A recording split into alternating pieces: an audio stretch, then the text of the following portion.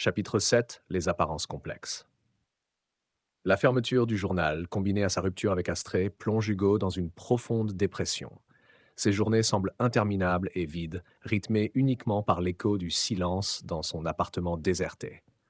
Ses anciens collègues ont pris d'autres chemins, et Astrée, elle, est désormais en couple avec une femme plus âgée, une personne stable, avec qui elle partage des valeurs et un mode de vie alternatif qu'Hugo n'a jamais vraiment compris. Bien qu'il ne lui en veuille pas, cette rupture lui a révélé une dure vérité. Ses relations, tout comme son addiction aux réseaux sociaux, n'étaient que des moyens de combler un vide intérieur. Il avait cherché la validation à travers les likes, les followers et même à travers Astrée, sans jamais affronter le cœur du problème. Dans cette quête, il avait progressivement perdu le contrôle de lui-même, s'enfermant dans une spirale de dépendance émotionnelle et numérique. Au plus profond de sa solitude, une lueur d'espoir apparaît sous la forme d'une lettre. Une réponse, enfin, de Sophia. Elle qui était toujours là pour lui, en filigrane, avec ses mots justes, ses analyses fines, et surtout sa capacité à comprendre Hugo comme personne d'autre. Il ouvre la lettre avec une certaine appréhension, redoutant et espérant à la fois ce qu'elle pourrait dire. Cher Hugo, très cher ami, j'ai pleuré en lisant ta lettre. Chaque mot résonnait avec une vérité que j'ai toujours sue, mais que je n'avais jamais osé te dire frontalement. Oui, l'amitié est cette main tendue dans le noir, cet espace où la bienveillance nous rappelle que nous ne sommes jamais vraiment seuls. Tu sais, souvent les sociologues parlent des réseaux qui façonnent nos vies, mais bien peu d'entre eux s'attardent sur l'essence même de ce lien sacré qu'est l'amitié. C'est pourtant un fondement de notre existence sociale, et tu l'as si bien exprimé dans ta lettre. Je suis sincèrement attristé pour ta séparation avec Astrée.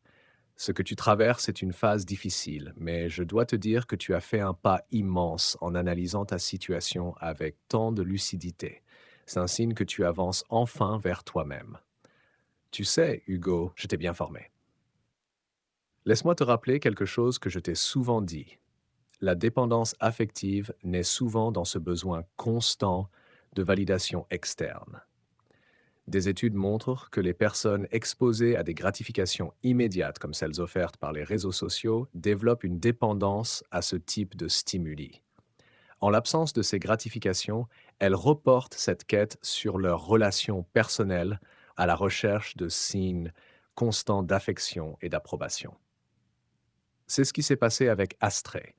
Vous aviez un lien basé sur une complémentarité, un équilibre magnifique, mais qui s'est rompu lorsque tu as cherché à combler tes besoins d'approbation à travers elle. C'est un phénomène courant dans nos sociétés où le numérique a redéfini la manière dont nous interagissons et construisons nos relations. Je t'invite à te souvenir de ce que je t'ai souvent cité, venant de Giddens dans La transformation de l'intimité. L'absence de relations pures fondées sur l'égalité et la réciprocité conduit souvent à des dynamiques de pouvoir déséquilibrées dans les relations modernes.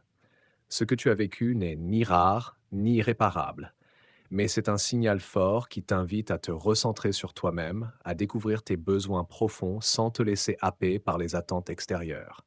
Et puis, tu es sur la bonne voie, Hugo. La psychologie, notamment avec Deci et Ryan, nous rappelle que l'autonomie, la compétence et la connexion véritable sont les clés d'un bonheur durable. L'autodétermination, ce chemin que tu empruntes à présent, est essentiel pour combler tes besoins intrinsèques, ceux qui nourrissent ton être profond et non seulement ton ego.